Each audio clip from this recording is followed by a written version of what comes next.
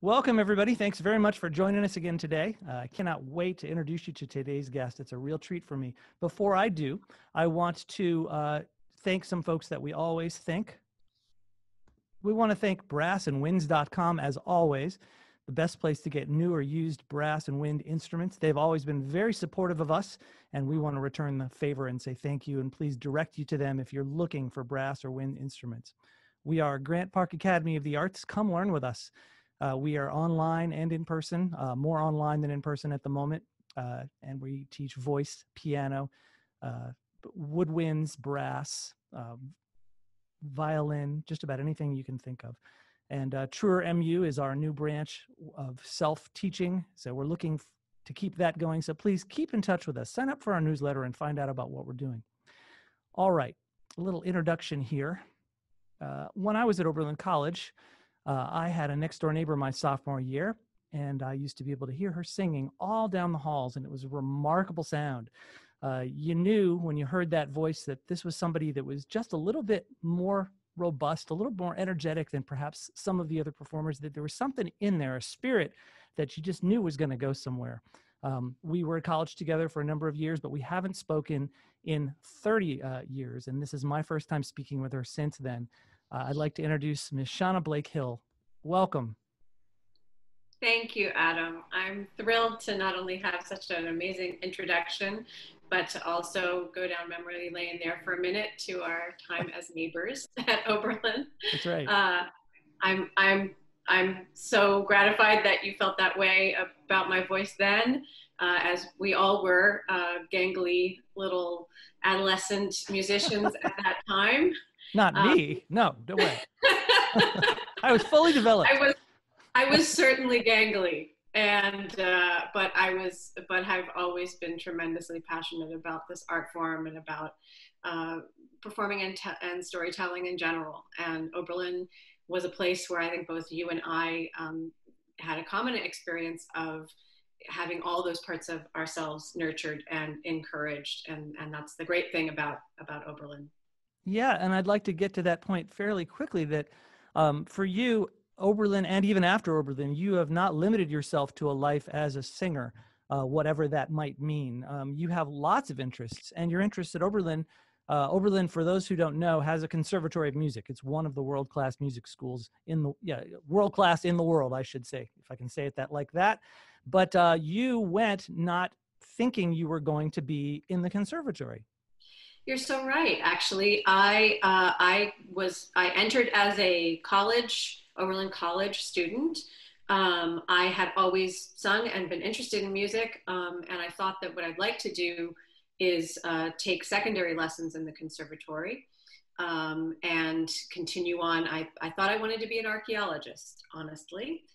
And so I was starting with my intro to anthropology and archaeology courses, and went just a walk across the quad to the conservatory to have a secondary lesson audition. And my professor, Dawn May, happened to be having lunch with the person who was doing the secondary audition situation. And she sat in on my audition, and I ended up in the conservatory. It was sort of almost that abrupt. We're talking about first week? Well, maybe, yeah, first semester for sure. Right. I was double major by the time we got to, by the time I finished my first semester, and by the time I was in my second semester, I was conservatory with other things minor. And of course, by the time I graduated, conservatory had me hook, line, and sinker. I did manage to do most of a minor in anthropology, and that served me well going forward, because research is a great deal of that, and an eternal curiosity in the systems and stories of humans. And opera actually is quite a little petri dish of human emotions and stories and relationships. And so in a lot of ways, I feel like my opera career, I spent being an archaeologist, digging up the stories and costumes and ways of being and moving through space and living on, with artifacts like furniture and props of these people, many of whom were real people who lived. like Violetta and like some of the characters that were created for me in contemporary opera. So yeah, it all knits together eventually. But as the OB tradition is, we're all kind of a little soup of interests for as long as we can be, and they encourage that, appreciate that. Well, that's one of the reasons I wanted to talk to you in particular. I think you have a perspective on opera that a lot of singers do not. All singers are very interesting people. They've all got other interests. I know this from the singers. I don't want to start some further the idea that singers are very much one. They're not. All of them No. have, we have colleagues in common, one of whom is a, brilliant scientist, and, goes on and on. We could continue this conversation forever, but I wanted to talk to you because your anthropology background, the way you think about the art form is interesting, and it might be especially interesting for our viewers.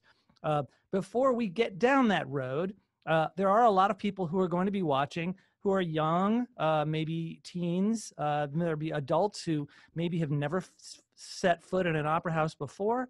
And they won't know anything about the art. And I'd like to have you take us through your career in a, briefly, maybe 5-10 minutes, so that people can see what it takes to be to make a living, not just to, do opera on the weekends with a chorus perhaps, but to actually go and let me give folks a little idea of how full in you are. If you've ever seen, for instance, the movie The Sum of All Fears, that's Miss Shana Blake Hill singing at the beginning of that film, and you have to have a pretty good reputation to be invited to sing with Mr. Jerry Goldsmith.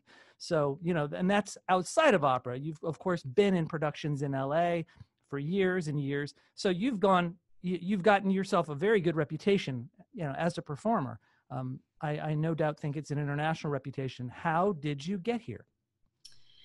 Gosh, well, first of all, to all of those young people who do understand and know opera and perhaps love it like I did, and might even be thinking of a career going forward in it, I want to just say, I know that right now is kind of a chaotic moment in the art form, in all really performing art forms. But we need you. We need your passion. We need your curiosity, and we need your version of this art form to live. And I can't stress that enough. Going forward, we are the reason that this art form is alive. It is a classical art form. It is hundreds of years old. It involves the lives of many people who lived before us, but it was designed very specifically to be a unifying human experience that contains all of the art forms, that contains, visual arts and theater arts and dance arts and storytelling and instrumental art, all in this one work that causes us to, in real time, have all of these very visceral experiences. And we all know what it's like to go to an action movie and get all worked up about watching our favorite superheroes soar through space and blow things up and win or lose and feel all of that. And the theater is designed to make us feel the rumble of the explosions and hear the tension building in the score. Well, all of that originated in opera. All of those overwhelming experiences of theater and of storytelling began in the opera house, and made its way out into from the homes of the aristocrats where it was born to the greater population. And as it made its way out into the greater population, it began to take on the stories of common people, and common emotions, common struggles, common foibles. And so I say, when people say, I don't know what opera's about, or I don't think opera's about me, I always say, well, have you broken up with a boyfriend or a girlfriend? How many times have you been so mad at your landlord that you want to throw things at him? Have you ever wanted to be part of a group that you were excluded from and were willing to fight to get to be part of it? How many times have you felt deeply misunderstood and wanted to tell people what that felt like in your soul, to be so desperately misunderstood that you have to play a role? How many times have you had a loved one die and not known what to do? How many times have you been to a wedding? How many times have you been to or seen or witnessed a trial, or heard about a murder? All of these things are wrapped up in the fabric of opera and delivered to you with this magnificent extra way of feeling about it, both leaving you out there in the dark to experience it, but also through the score and through all of these instruments playing in real time, all of these real people in real time shaking the air around you with their abilities, their talents, and their passions, all of them coming together to tell one story. And there's really almost no other situation in which this happens. Yes, when we get to the end of our superhero movies, we sit and watch the credits scroll, and there's thousands and thousands and thousands of people who have meticulously put together this thing that has made us feel something. But that happened over years.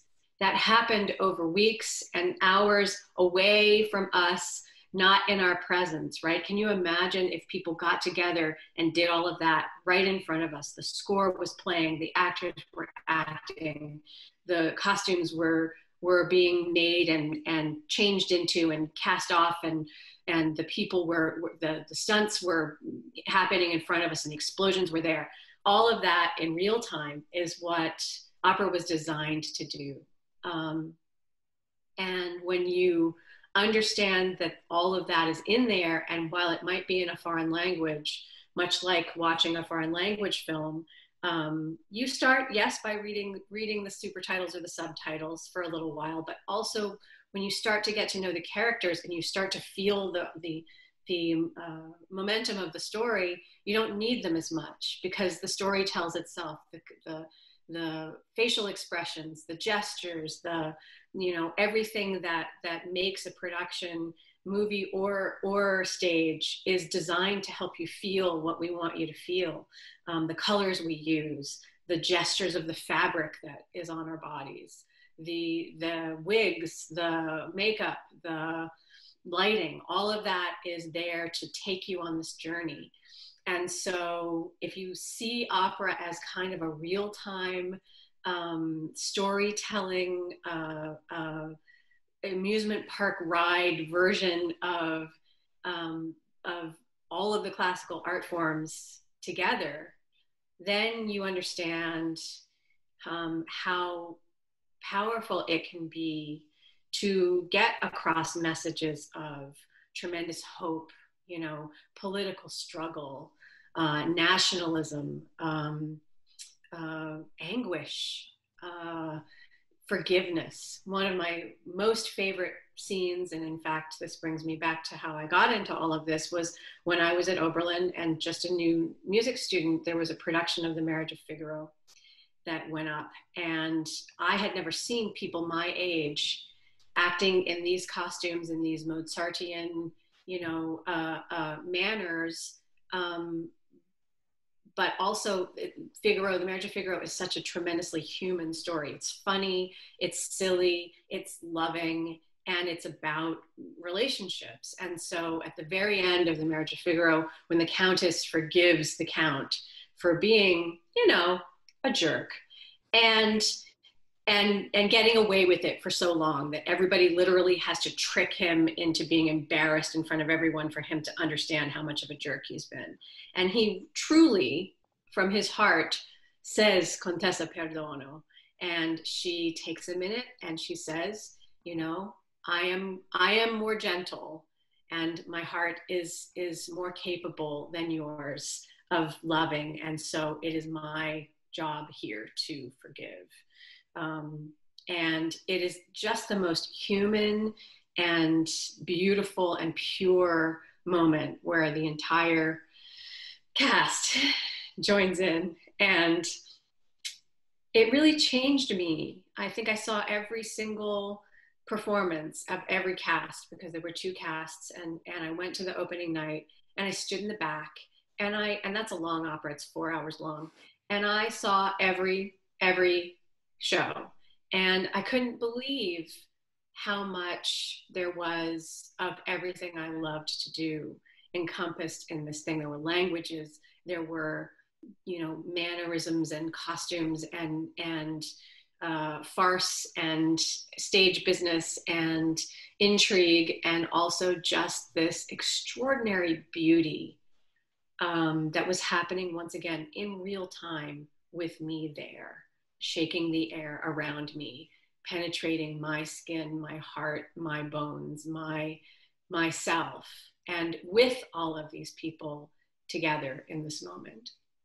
And the thing is that that happens and then it never happens again. You know, throughout my career, I have come together with hundreds of casts. Many similar people come in and come out of my life. I play the same character sometimes with the same person 2 or 3 times. We all kind of, I call it like the space station. We're all astronauts and we're all waiting to get back to the space station. And once we get up there, we're like, oh, I was in the space station with you last Bohème or last Traviata.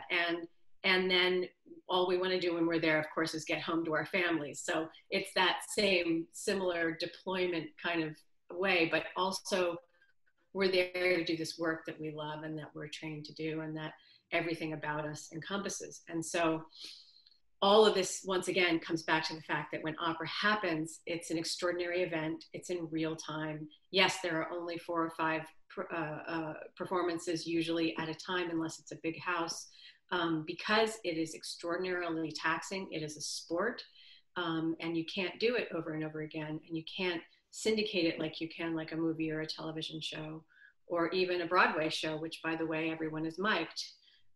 For, and opera is never mic'd. Unless we are outdoors, we are never on microphone. So all that noise we're making and all of those big emotions and sounds are coming from our technique, this technique that we've built for years and years.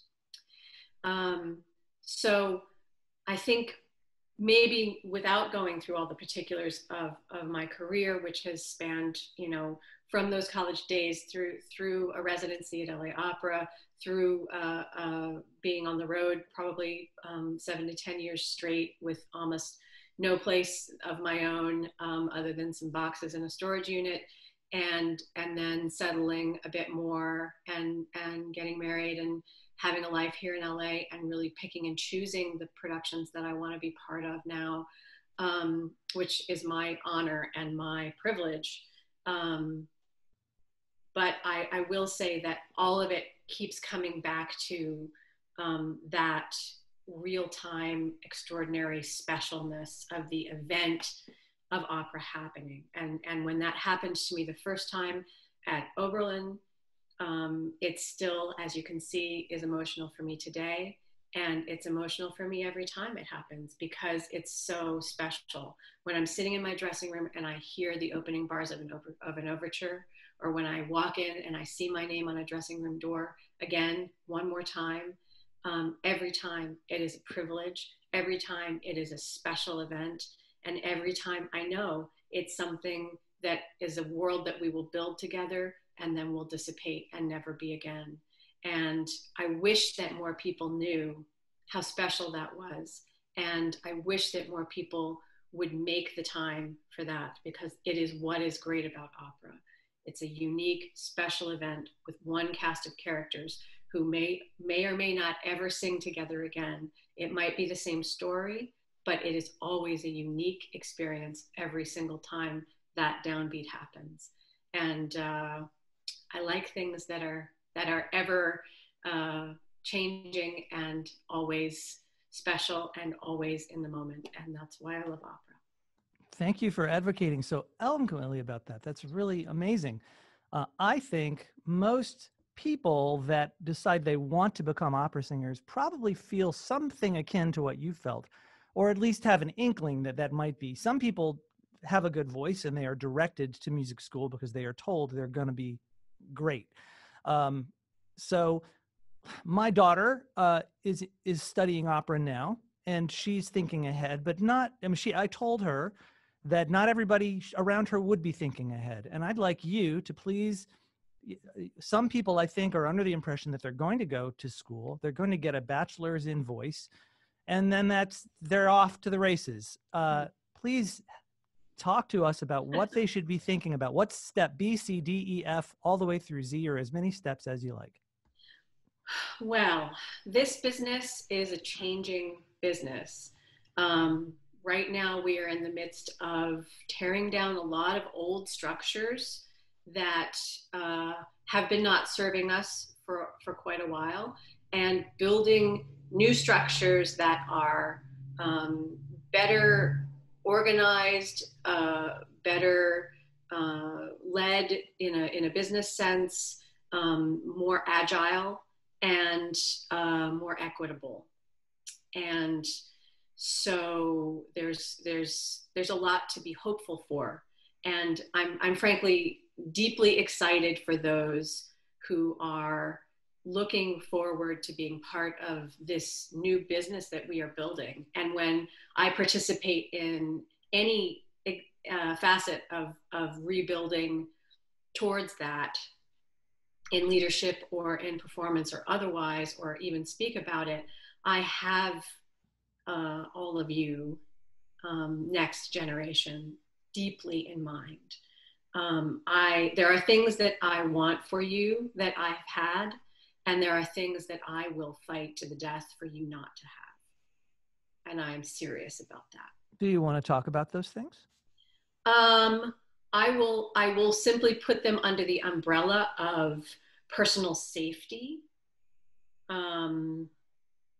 and a workplace that is on par with any other workplace when it comes to advocating for one's personal safety, one's race or culture or ethnicity or sexual orientation, one's individual dignity, regardless of what the urgency of the moment is. There is no time in any artistic experience or development or organization that should ever sacrifice the safety, dignity, and individual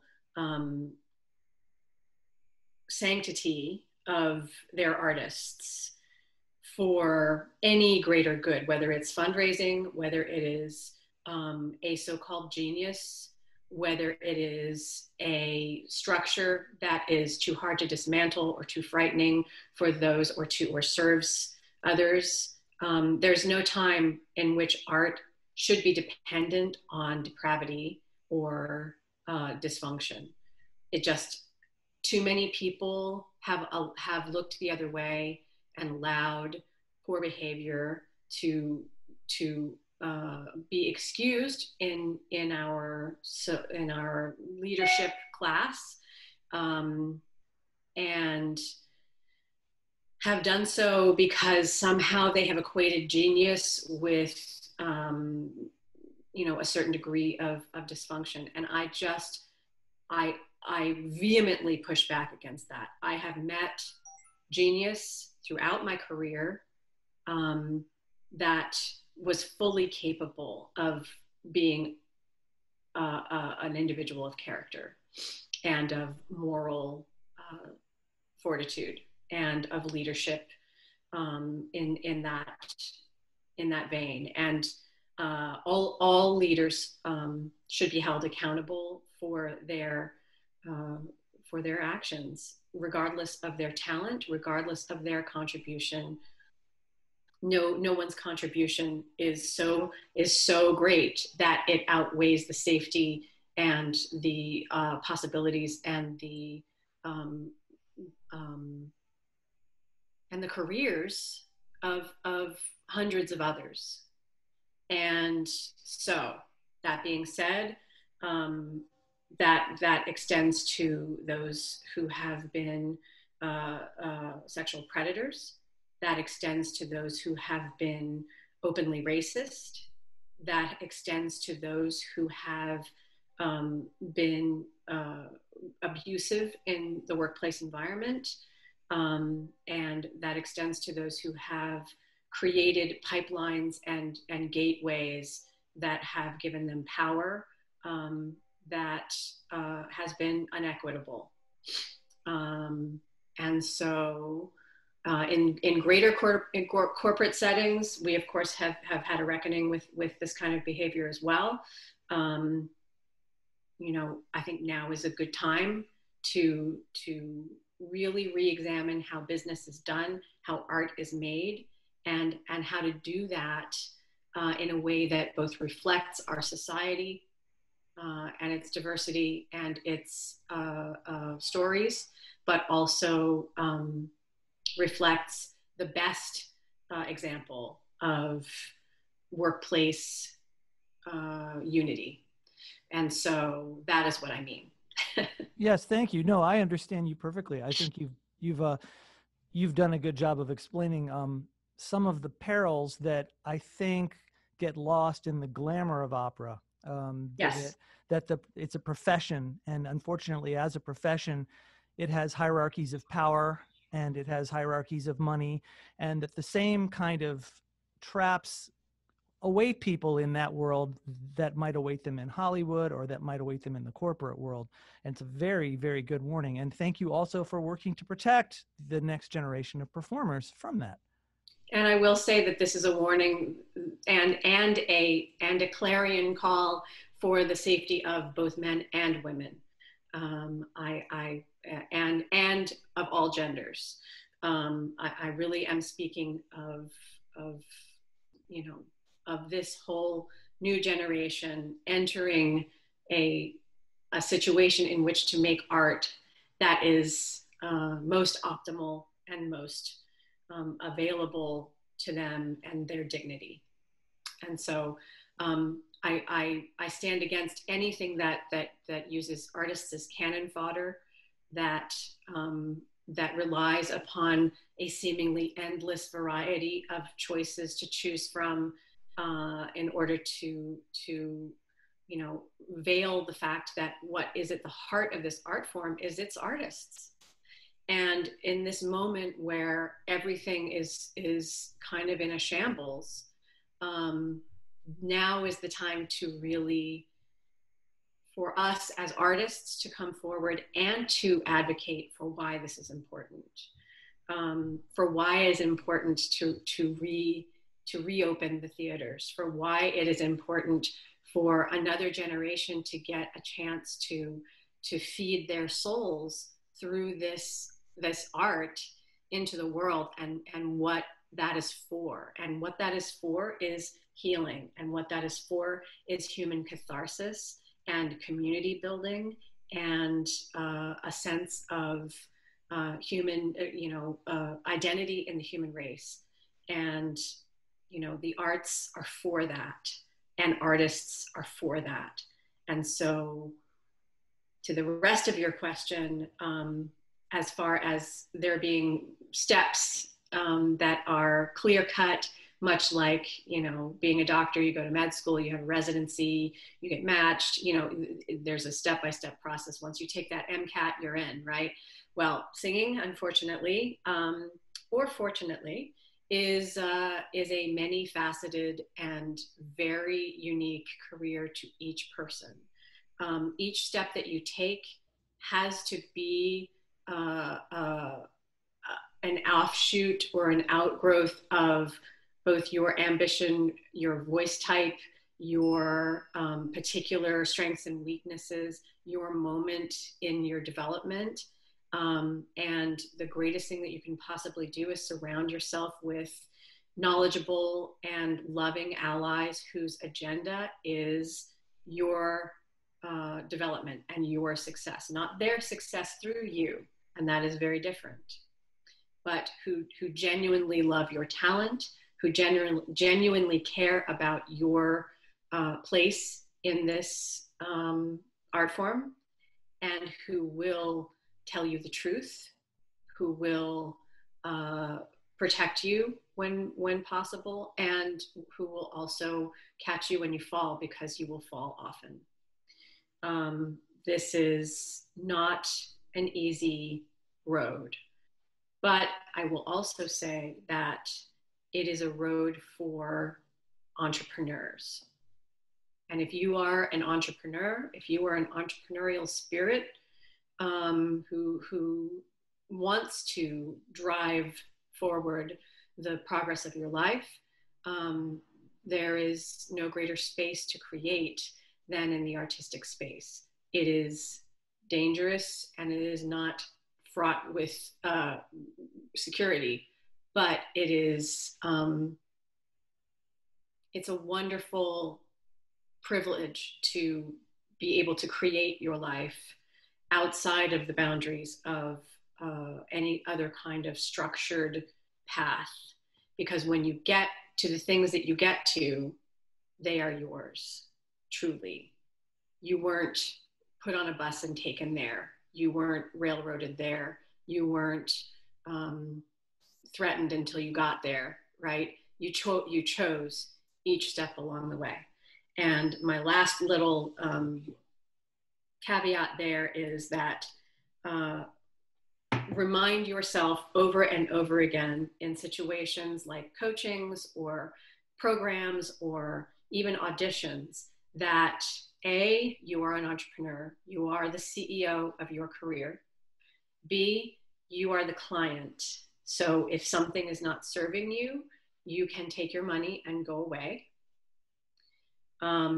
Even if it seems like this is the only way forward, and it may be, you know, there are many ways in which I did not move forward that might have taken me to a greater career than I've had.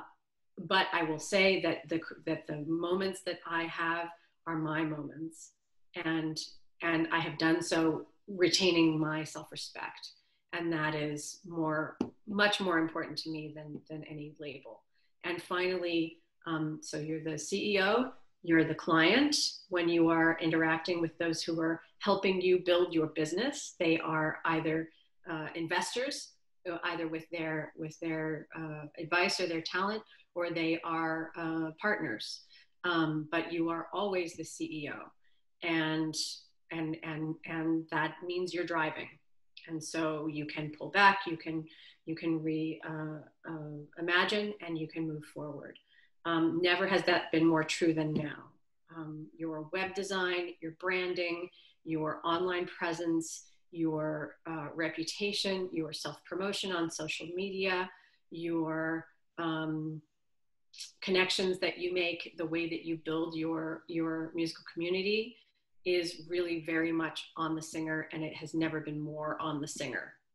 So get your business classes, get your social media skills together, any skill that you can develop for that kind of self-promotion and entrepreneurial endeavor, get that along with your art, because it's not all art.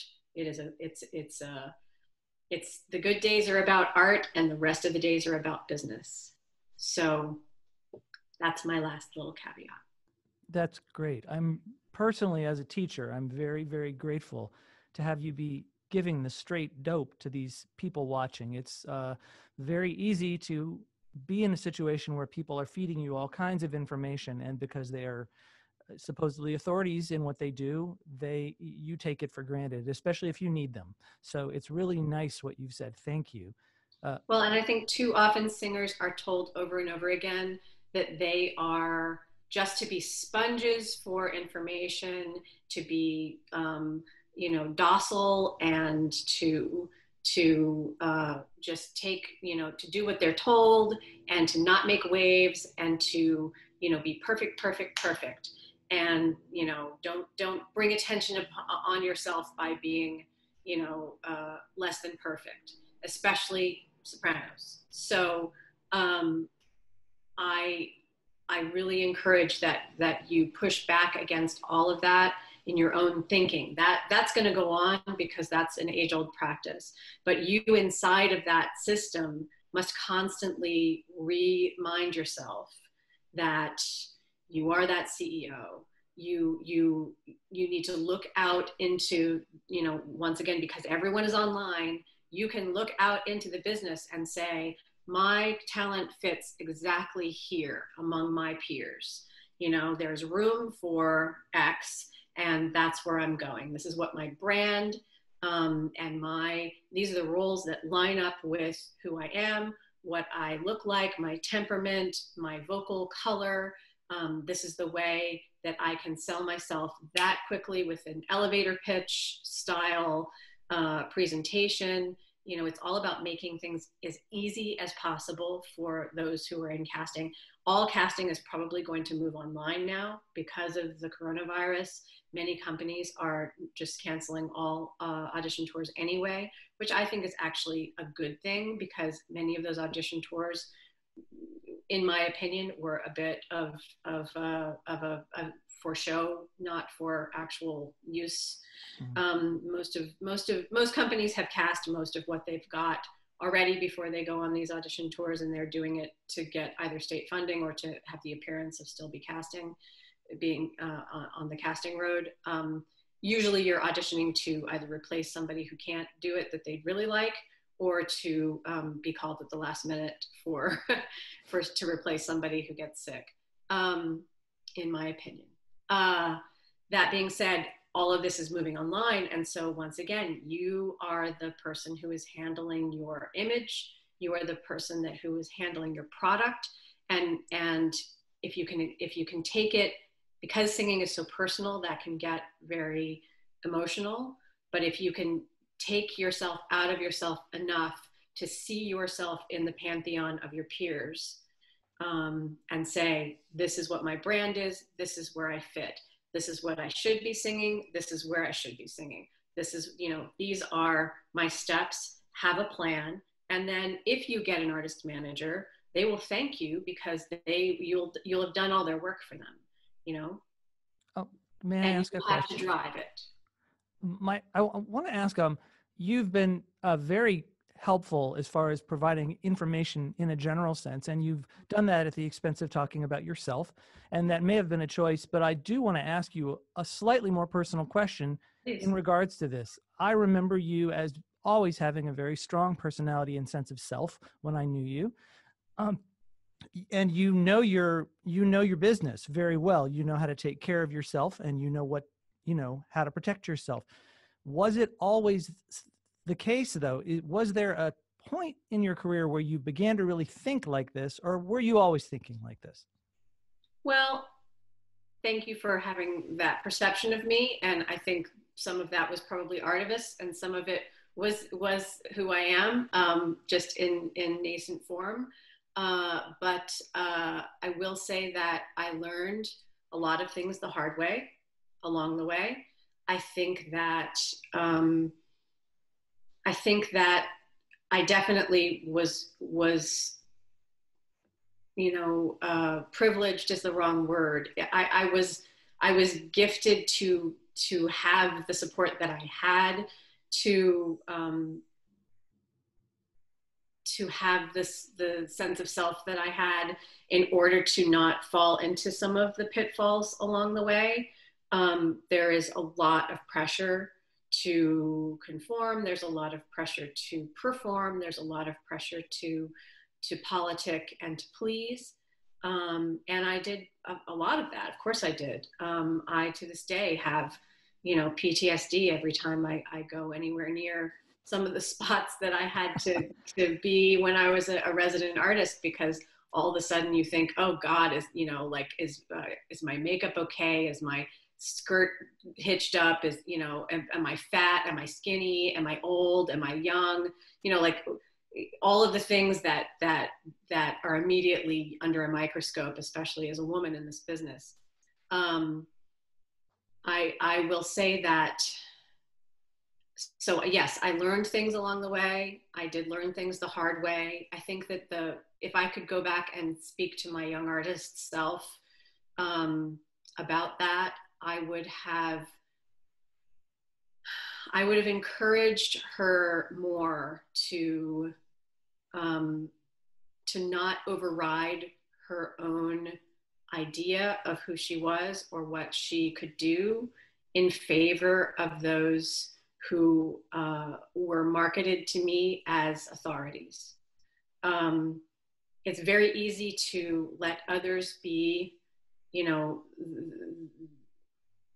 to let others' opinions be the things you hang on for your self-esteem. You're very carefully taught that everyone else knows your talent better than you do, that everyone else can hear you. I mean, and some of that is actually, you know, as a singer, when you're singing into a 3,000 seat house, you can't know what you sound like in the house. You can't. You can put a recorder out there or a friend out there, and that's all you've got. And so you do have to have a very serious idea of what your technique is. You have to know your technique, and you have to know that your technique is working. And then you have to look for, I learned over the years to look for the way people reacted to me as the barometers of that, because people very often will not tell you the truth. For instance, if we get to a rehearsal break in the middle of a Verdi Requiem and I'm seated behind the orchestra and it's a 2,000 seat hall and people come running up to me to say, gosh, it's just lovely and you're doing great. Are you okay? How are you? Are you okay? It's great. It's just great. Are you okay? How are you? Right? That means they can't freaking hear me. Right? That's what that means. However, if nobody really kind of speaks to me at all, or if somebody walks by and says, great job, I'm good, right? If people, you know, sit me down and say, listen, this is not working, it's really bad. Like they can't hear me at all, right? Right. So there are things that you can read the energy in the room to determine how you're doing, but you have to learn how to do that. You know, you have to know things like conductors rarely understand that the voice in a rehearsal room is totally different than the voice in a hall. And so always when you meet with the conductor before doing a Beethoven's Ninth, they have all of these beautiful dynamics that they want to input and all of this playing they want to do, and you do it and it's wonderful. But you know that the minute you get in front of that orchestra, everything goes to mezzo forte and forte. It has to. It just has to, and right. You know that, but it's not malicious. It's just that you know your craft, and I had to learn that by experience, and I'm not sure you can learn that in any other way but by experience. But I also was lucky enough to have people in my corner to advocate for me and to teach me that, and I had just enough self-esteem to not completely be crushed under the manipulation and the passive aggression and the, you know, and the nerves of others. I mean, it's not always malicious. Everybody's nervous. Everybody's trying to do their best. Everybody's instrument is different, and we're all trying to throw it together. And in these days, you know, there's as little rehearsal time as possible, and everybody's freaking out. And you know, there are moments in which, you know, for instance, when I was singing with Philadelphia Orchestra with this very, very difficult piece called The Phoenix, I had done it then at that point, you know, 5-6 times and recorded it. And so I knew that piece better than anybody in the room, including the conductor, right? Now, I had to have a real set of whatever you would like to call it to understand that about myself in that moment. I am standing in front of one of the finest orchestras in the world, next to one of the finest conductors in the field. And I have to be able to say to myself, I know this piece better. The only person who probably knows this piece better is the composer, and he's in the audience and he can't sing it. So I am the person who knows this piece better. And so when it comes to a point in which I know that the conductor is going to need to subdivide, because if he doesn't, everybody's going to come crashing down because there's this really long alto flute solo and I'm doing all kinds of atonal stuff over it. And if he doesn't subdivide, the flute solo will go twice as fast and I'm going to have to make something up. And who am I, the soprano, right, to know these things? But you sort of have to figure out how to get that across. And you either have to say, okay, I'm going to let it crash and burn, and then they will come back to me, Or I'm going to say something, it'll probably still crash and burn. I'll improvise in the style of for a minute, and then we'll get back together and they'll believe me. These are the moments where you have to be like, okay, who am I in this situation? What is my goal? Nobody really knows this piece. I'm okay with improvising in the style of until everybody gets their stuff together. And we'll just, I will posit if I find that there's an opening, that this is a good idea. But at the end of the day, the ego's involved. You have to kind of say, I'm going to drive my car, y'all drive your car, and I'll see you at the finish line. And lo and behold, after the first time that all of that happened, the alto flute player knocked on my door and said, thank you so much. I have reiterated to the maestro that he should really subdivide during that section. And but those are the moments where if you don't know your technique, you don't know your piece, you don't know where you fit in the pecking order, and you don't know how to express yourself in a way that does not label you as a problem, unprofessional, uppity, any number of things. These are the diplomatic moments of this career. And so, yes, personally, I have learned things the hard way. I have developed over time through experience, an idea of what my technique can do and how it operates. And I love being at that moment where I'm at the height of my abilities, because when I meet and get to make music with truly great musicians, I know that I can meet them blow for blow and be on that battlefield together in perfect unison. So that is something to aim for and to work for, but to also know that that can really only happen by really taking in every experience, troubleshooting it, taking it in, once again, like a business person, learning and growing from each and every experience and keeping that trajectory moving forward.